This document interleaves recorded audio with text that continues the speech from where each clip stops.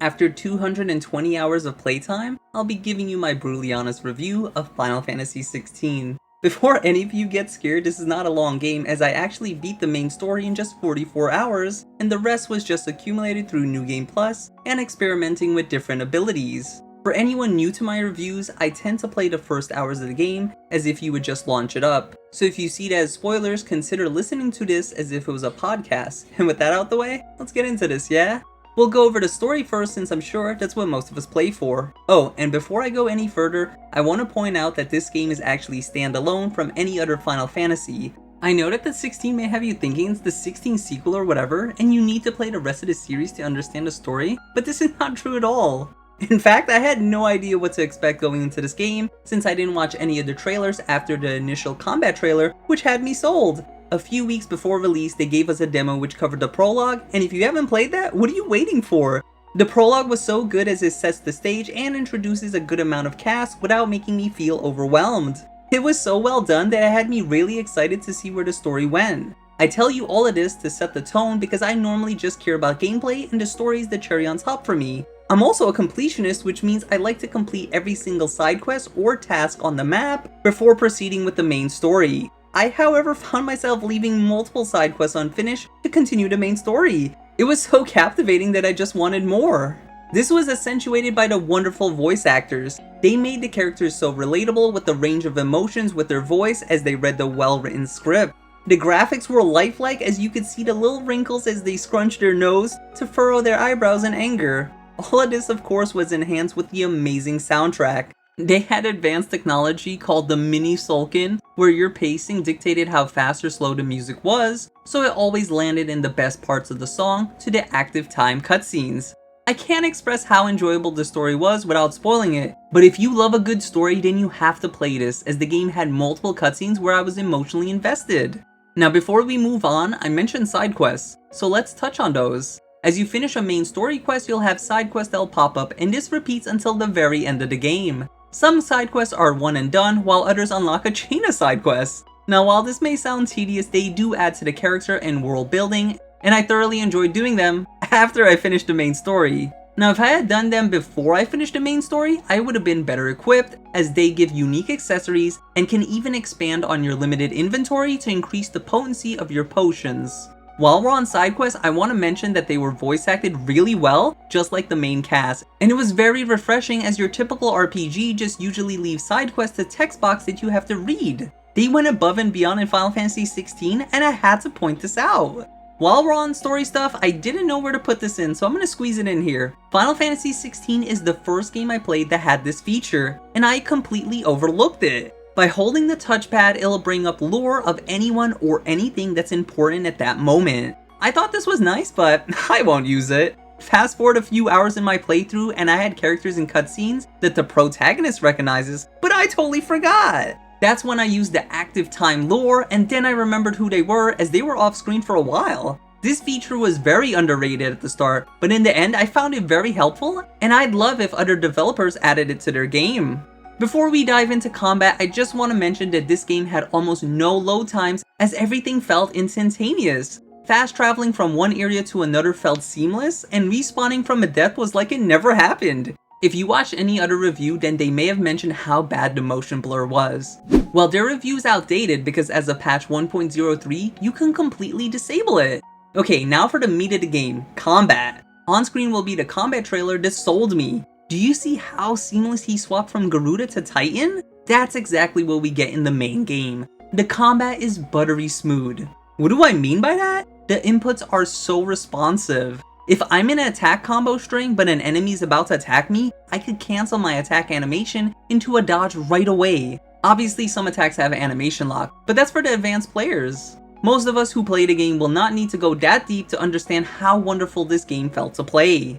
As you progress through the game, you'll unlock icons which come with a main feature known as the Iconic Feat. Phoenix is the default one, so I'll refer everything to this to avoid any gameplay spoilers. Phoenix Shift allows you to close the distance between you and a foe, whether they're in the air or on the ground. This is usually used as a gap closer that'll get you into the action right away. It's very useful for a majority of the game, but once you unlock more icons, it then gets very competitive on which 3 you use.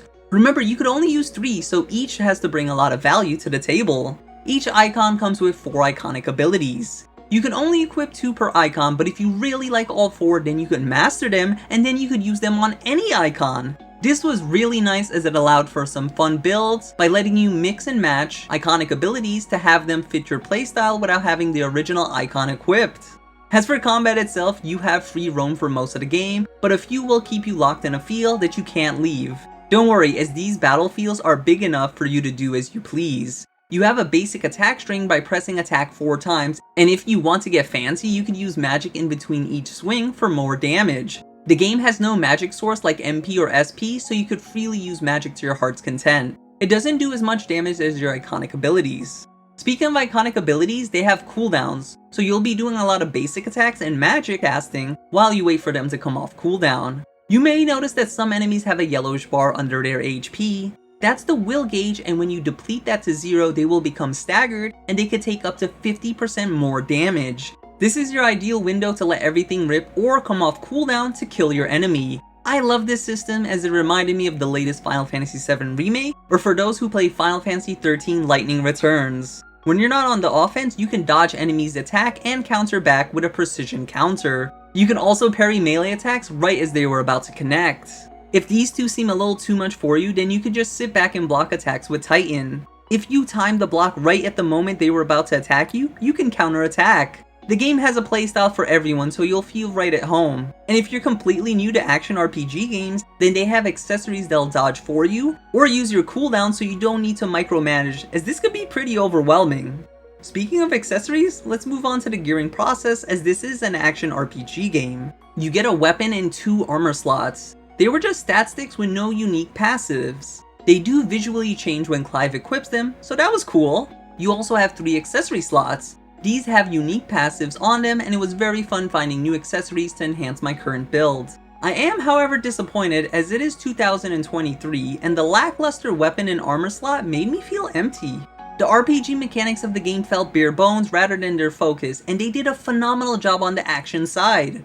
Vertical progression is an outdated system I wish more developers would steer away from. What do I mean by vertical progression? It's when one item is clearly better than another. Like when you have a sword with plus 10 attack and the next one you find is plus 15. It's an easy replacement as there's nothing else to compare it to. One Square Enix franchise that has done this right is the Kingdom Hearts series. Kingdom Hearts 2 and 3 to be precise. Each weapon has a unique passive, and even though there are some with way more attack or magic, the passive outweighs the stats. For example, did you know that the Decisive Pumpkin in Kingdom Hearts 2 is actually the best weapon in the game because of the combo boost passive? It easily gets outstatted by other weapons and by a mile with the ultimate weapon, but it just does more damage because of the passive. This is horizontal progression at its finest. This is where getting an item halfway through your playthrough is still relevant because it's so good that it keeps up with the endgame equipment. Now, while this was on me for expecting passives, my next point isn't. I remember reading an article where it states that there will be 100 accessories. When I heard that, I got so excited, and then I had to remind myself there's probably only going to be 20 that's competitive for the most damage, because that's what I care for. Well, in my actual playthrough, I only used 8 at most, and 3 of those were for more ability points, XP, and gil. So 5 were actually used to min-max my damage, while the rest felt like a waste since they were just inferior.